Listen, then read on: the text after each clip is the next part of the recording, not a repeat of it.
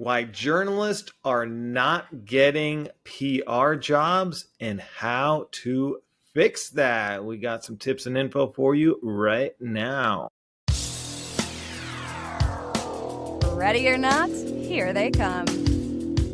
Be sure to visit schoolstatus.com, peachjar.com, nickelstrategies.com, and smore.com. Advocating for public education, sharing our stories and celebrating our schools, students, and staff. From crisis communications to media relations, social media, and everything in between, we're here to give you the best strategies, tools, and techniques to help you help your community.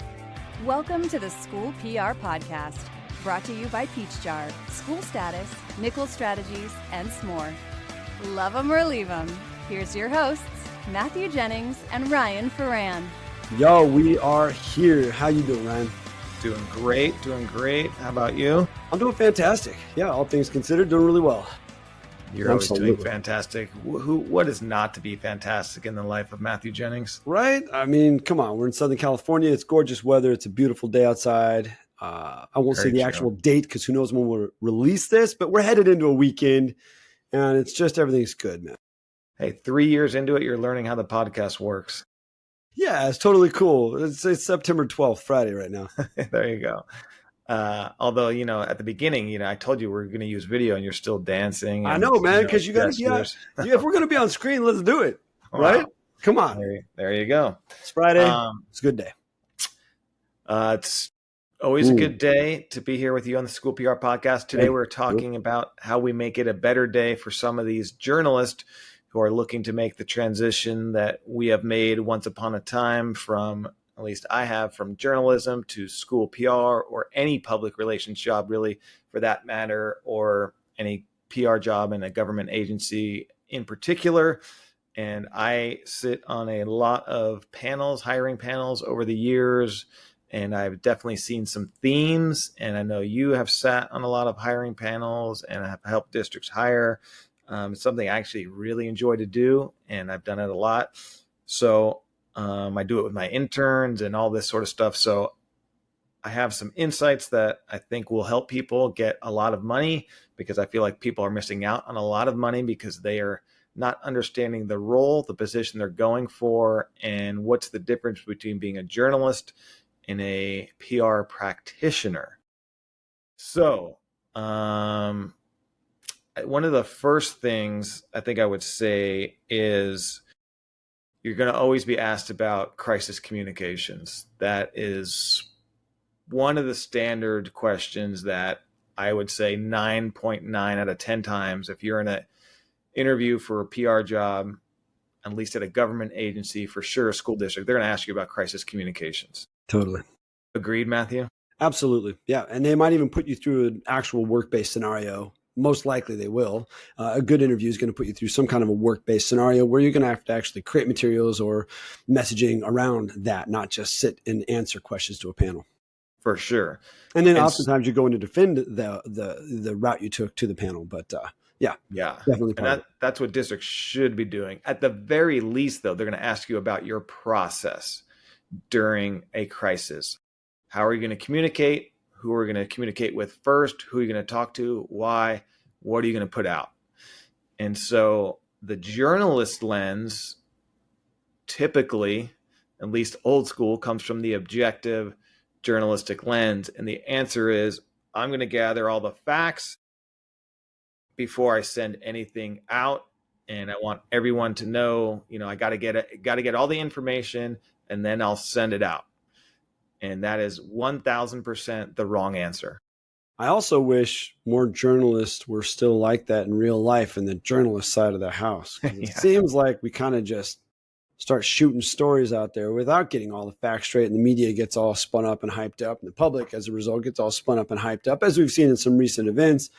And then we go back and clarify what really did or didn't happen later when we get the facts. But yeah, you're right. And I think even if it's not the old breed, that's probably how people are taught. You'd have to tell me about that. I didn't go through that track.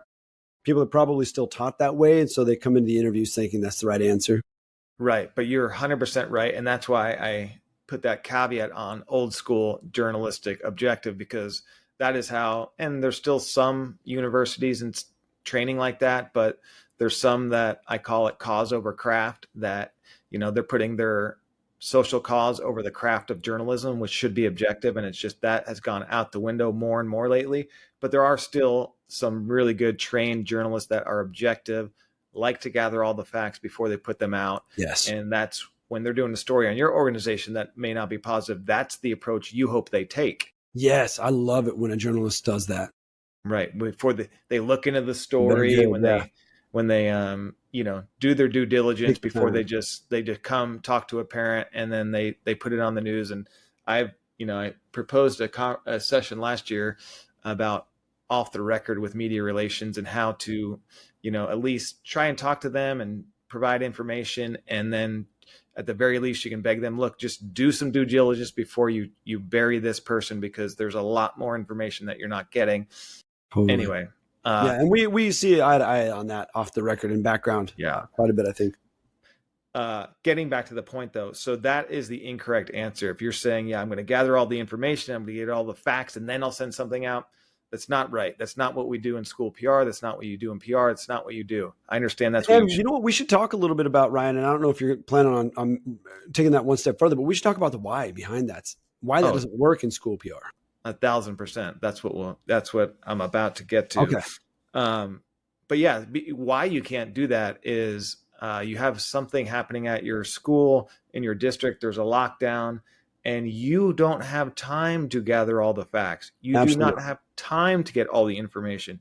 You need to get out what you have as soon as possible, because the main question you're first answering is, do you know what's going on at this school? There's something there. There's police there. Do you know? And so your first message is, yes, we're aware that there's a situation in our community. We put our school on lockdown. We are in communication with the local police, the authorities, and we are well aware. So you may not have any clue what is causing that lockdown, why they did that, when it's going to be over, what time it started. And you're still going to need to send that message. So you will not be getting all the information. You will not be getting all the facts before you send a message, or you will get buried alive. You will. Yeah. Because just one fast note on the why there. If you're not in this world, you don't understand why, is because at the moment you get the phone call that school is in lockdown, hundreds of your parents already know. Kids are texting instantaneously from classrooms, and you're already behind the 8 ball. So it's almost like a holding statement. When you get a call from media, you just got to get something out there immediately. And there's a lot of help out there for what that message looks like. But essentially what Ryan was saying, exactly. Hey, we're aware of this incident that's happening locally. We are in consistent communication with the police department, cooperating fully. School's in lockdown. More information to come soon. Please don't go to the school at this time. That kind of stuff. And the parents, their first question they really want answered, in addition to the why is this happening, with their most precious commodity in your care, is, do you know that this is happening? Do you know that there's a police activity? What are the next steps? And you need to, yes, we're aware, we're in communication, and then the why and all that, those questions will come later, but you cannot wait to send out those communications. Yeah. And if you know something's just in the area, probably like you, Ryan, I've had 100 school lockdowns just because there was a police chase in the neighborhood across the street. Nothing to do with the school, nothing on campus, but we go in lockdown under the advisement of the local police department. You need to put at least that in there. Like, there's an incident off campus, surrounding area, whatever that is, because in our world right now, in the heightened sense of pain, agony, frustration, and fear that parents live in when they see these incidences unfold on the news, one of the first instincts is going to be to rush the school. So if you can provide any context, that's great. At least acknowledging initially what's going on, but try to assuage any fears. You also don't want to be the one that's inflaming the fire. Yes, 100%. Then the other thing is, a part of that question, journalists will tend, coming from that old school objective track, is, I'm going to gather all the information. I'm going to be transparent with the situation, what's going on. And that makes people on that panel very nervous. It makes the superintendent very nervous. And the why behind that is because you can't be fully transparent. There's things called laws, state laws, HIPAA, FERPA, you're dealing with minors. So I'm going to share all the information I have with the community is an answer that often journalists will say. And it sounds good if you're a journalist, but you're no longer a journalist. You're using your storytelling abilities, but there are state laws, there's personnel issues. So when you're dealing with whether it's a lockdown immediate crisis or some kind of other long-term crisis, a criminal case or something, whatever it may be, minors, FERPA, HIPAA, there's all these laws. So you will have information that you cannot put out there at all. Absolutely. And journalists aren't realizing that about their new role working within a government agency. So they come in saying, I'm going to get everything out there, everything we know, we're going to, it's like, no. And that paranoids the people on the panel because they hear liability, we're going to get sued, you're giving minor information. There's all these waivers that parents sign that you're just going to go against. So that is like the biggest red flag why so many journalists are not getting jobs. You are not your storyteller still, but you are not the objective traditional journalist where you're giving all the information. You can't legally, and it'll get you fried. And, you know, I would even give a quick nod in that moment, too, to tending to the order of notification, which is another just kind of feather in your hat, like shows that you're aware of what's going on. You know, when you're in the comms department, of course, messaging out to the community is important. But number one, superintendent needs to be aware. Superintendent needs to know what's going to go out and that there is messaging going out. Then you got to get your Board of Education involved because they're going to start getting phone calls. Those elected officials numbers are out there. People call them all the time. Then you got to get staff notification, whatever that looks like. It might look like staff at the school. It might look like staff at the neighboring school. Hey, just be aware, you know, the principal over there, like the school 2 blocks over went on lockdown because of an incident in the area. Right now, PD is saying you guys are okay, but want to you know that Wilson's on lockdown. You know, so tending to that order of notification and knowing what that looks like, and just a quick nod in the moment, answering that question also looks good. Yeah, and you really want to try and communicate with staff, especially in crisis, before parents and community, if you can. If you can. Even if it's just moments, even if it's just minutes. Right. And even if it's not an emergency, when you can, and if you know teachers and staff are going to get questions, if they're getting it after the parents and community that are asking them questions, that is not going to go well because they're going to be, I don't know, and now they're kind of annoyed. They're getting questions about their own organization that somebody not working in it has about their own organization. So you want to communicate inside, then out. Think about the highest stakeholders on the inside and then go outwards. You don't go outwards and in. You don't notify the parents and community first and then go back and retract to your staff. Yep. So that is very important as well. Yep, absolutely agree.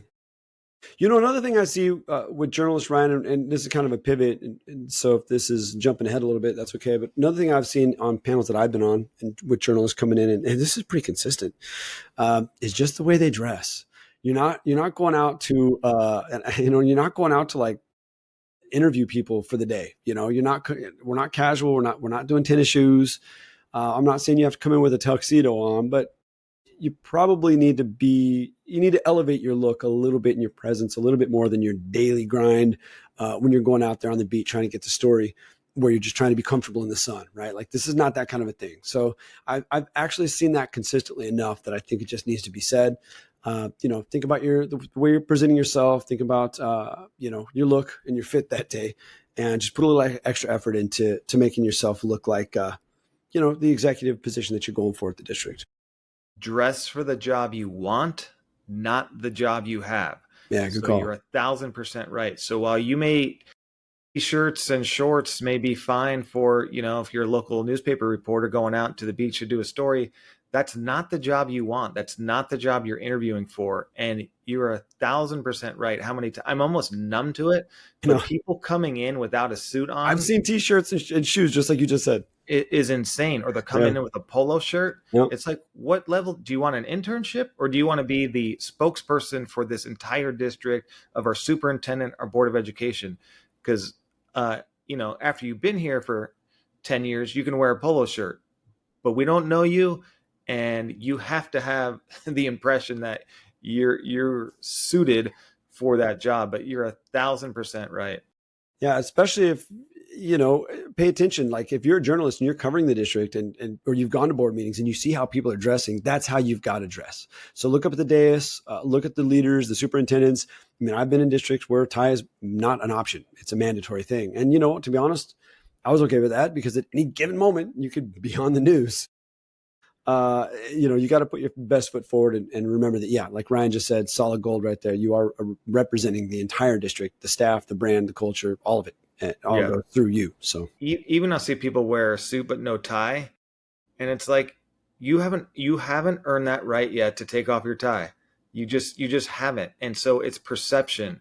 If you are already casual on day 0 when you don't have the job, I remember I used to get a hard time here because I was here for years, and even we used to have casual Fridays back then. Now it's it's casual, it's summer, whatever. Yeah, but I would always wear a shirt and tie even on Fridays because I had aspirations. I wanted to get somewhere, and it's like you have to have people see you in that position that you're not in yet, that you want to see yourself in. So that's such a good point, and something that is so underutilized. And it's like, you may be in California or a casual state, or you may even watch their photos and see, oh, they're all casual. Still, you dress up. You can never go too high in the dress unless it is a tuxedo, like in Step Brothers. You don't want to do that. But it's so true. It's such a good point. And the other thing is, you got to do your research. People are losing out on so much money because of some of these things that they're not answering questions correctly. They don't know the district they're applying for. And it just shows, if you haven't done research on the district or this field, you don't really want the job. And I don't want to hire somebody that doesn't really want the job. So true. So you got to do it. Is so easy. Yeah, it's all their information is out there. They all have websites. They all have social Leverage media. AI at this point. ChatGPT, that you will get everything you want. Absolutely, no excuse in this day and age now at all. Yeah. The other thing is, I had some conversations with some of my former students who are now out in the workforce looking for jobs and trying to get stuff. And you gotta be very conscious of what is on your digital footprint, your LinkedIn, your social media. Big time. Employers will search those, and if you have things on there that aren't professional, then that is going to cost you. Well, on that note, Ryan, it's interesting. I don't know if people out there know or if it really matters, but I was recently laid off at Peach Jar in the latest round of layoffs, and I'm currently searching for a job. And it's very interesting. There have been a couple that it wasn't an option. I don't believe I had to provide my LinkedIn profile, and in every single one of them, they ask for it. Every single job I've applied for at this point is asked for my LinkedIn profile. So that's spot on advice there. I know you probably haven't been out there really hitting the market looking for a job in a while. I know I haven't had to search for a job in over 20 something years. So this is a new world to me, but I had to go back in and really make sure my LinkedIn was cleaned up and ready to go. Well, that is a great point, because I have all my high school interns, even if they're freshmen in high school, the first project they do is get on LinkedIn. Cool.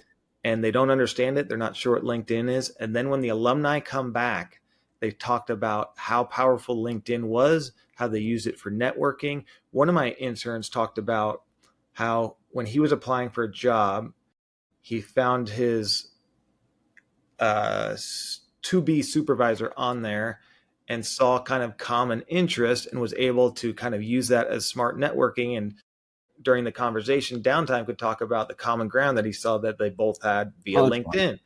The other major problem is for the younger generation, those coming out of college, a lot of college professors are saying, delete your social media, don't have a digital footprint. Really? And it is very strange. We see that with a lot of our teachers too. Wow. Very strange that you don't have a digital footprint in this field where you're going to be using social media.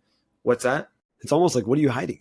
Exactly. It just seems weird that you're not networking, you're not collaborating, you don't have, especially you're going to be doing digital communications, but you don't have your own. But they're getting that advice at colleges and universities about get off of social media. And they're right to an extent, but you need to get on the right social medias like LinkedIn, professional stuff. And if you have an Instagram or Facebook or it's a photography page, digital portfolio, no, those are good things to have. So when somebody searches you, they see all this amazing work that they want to hire you for. Yeah, that's So they're true. getting bad advice in college too from a lot of professors as well. That's interesting. I had not heard about the kind of social media. Hmm. Uh, that's interesting. Cool. And then What else do you putting, got? Oh yeah, what else you got? I mean, you just dropped some breaking news on us with your job change. I mean, Oh yeah, yeah, let's dig deeper. What's happening? yeah. I mean, just staffing changes at Peach Jar, and unfortunately, I was in the latest round of layoffs, and so working on trying to figure out where I want to land next and what I want to do, and just trying to be super intentional about what that looks like and where I put my energies and efforts. Because as you know, I go all in, and I love the work that we do, and I'm just not sure where it's going to take me right now, but I do love the work that we do in communications. And I was really passionate about the work I was getting to do in Peach Jar and really elevating voices all across the country that work in school communications. I don't know. We'll see where it all lands. As I said on your Facebook, there's some school districts that should be very happy that you're on the free agent market right now. Yeah, They're going to I get know. a Not a lot of people are steal. hiring. Yeah. I got to get out there and find somebody local here. I got to stay probably in Orange County, somewhere local that I can reach. But yeah, there's just not a lot of openings right now. People are kind of staying put. The market's really uncertain. A lot of tech jobs and ed tech jobs in particular have been impacted. So, and AI is just, I mean, not to get into the AI thing, here's a segue, but yeah, I mean, it's just, it's really changing the landscape. I mean, as you know, we've talked about it before, but there was this rhetoric a couple of years back, just 3 years ago, like AI is not going to take your job. The person that knows how to use AI is going to take your job. No. AI is literally going to replace hundreds and hundreds of thousands of jobs. So it's happening in real time. I mean, we used to pay coders in the tech sector like whatever they asked for. You want $600,000? You got it. $600,000 a year, no problem. Now they're losing their jobs in droves because AI just does it so much more efficiently in so many cases that they don't need those individuals on staff and payroll. So it's a tricky market out there at the particular moment. The other podcast that we talked about, because we both flipped roles. I was private at one point, you were public, then I went public, you went private. So private sector versus public sector. We dissected that whole thing. Do you have a preference of what you'd like to get back into or not? I don't know. But I do think, on that note, if you haven't listened to that podcast or you're considering that switch from one to the other, definitely tune into it. And I will say, and I said it on that podcast, the grass is not always greener. And when you get into the private sector, it can be very volatile and it can be very unexpected things happen. We are really driven and impacted significantly by the markets and what's going on out there in the markets at the time and the economy. And it can be, what's that word? Unstable, I guess is kind of what I'm looking for. Whereas, when you work in a public education and for a public school district, I mean, in most cases, you're pretty secure in your role and your position. When districts cut, of course, comms departments are one of those things that they look at that pie. But especially out of COVID, I think most districts across the land have figured out the vital importance the role serves. And it's a little bit safer than it was for sure. So I would say that if you haven't listened to that, tune back into that. And here I am living, breathing. Yep. The instability in the private sector has impacted me personally. So I'm not really sure. I really love what we do on the private side of the house as well, and how we're able to support public education and students and the community at large. I think that's a beautiful mission. And I think there's a lot of really great companies out there doing really great work. I will say that the work-life balance, not to get into that podcast again, but the work-life balance is significantly different than working in school PR. So if you're listening to this, especially as a journalist coming into school PR, you probably, I don't know, you can tell me, you're probably about even as far as work-life balance goes. I mean, you got to hustle pretty hard as a journalist to get things done and get stories, and you always got to stay on top of things. And school PR is a grind. It's nonstop. It's go, go, go. You're not on vacation ever. Even if you go on vacation, you still got your phone. You probably have your computer. My family calls my computer the football. It was always around because you always need it, and there's always something coming up. So that's something to consider, and something I'm thinking about as I'm looking for what's next. Well, a lot of journalists that maybe are not in school PR yet will be listening to this podcast hoping to get in, but that's a really good point about what to consider. You're leaving private going to public. There's so many benefits that private doesn't have, such as benefits itself. Retirement is incredible. I've had people offer me, private PR gigs, and I said, like, A, I don't know that you can match salary, and B, you got to jack that thing way up because my retirement is golden. Yeah. And then what I always tell my former journalist friends, and again, go listen to that podcast, we can dive even deeper, but what my journalist friends love, and if you're a journalist, you'll laugh at this and you get it. Not only do you get Thanksgiving off, you get Christmas off. Back in every TV station I worked at, every media outlet is like, which one day off do you want, either Thanksgiving or Christmas? And then let us know and we'll try to get that done. But you're going to be working either Christmas, Thanksgiving, New Year's is not even an option. Or if you wanted some anchoring experience, guess what? You get Christmas Day. Congratulations. Say goodbye to the family. So there are definitely some trade-off and benefits, but I think the public sector pays a lot more.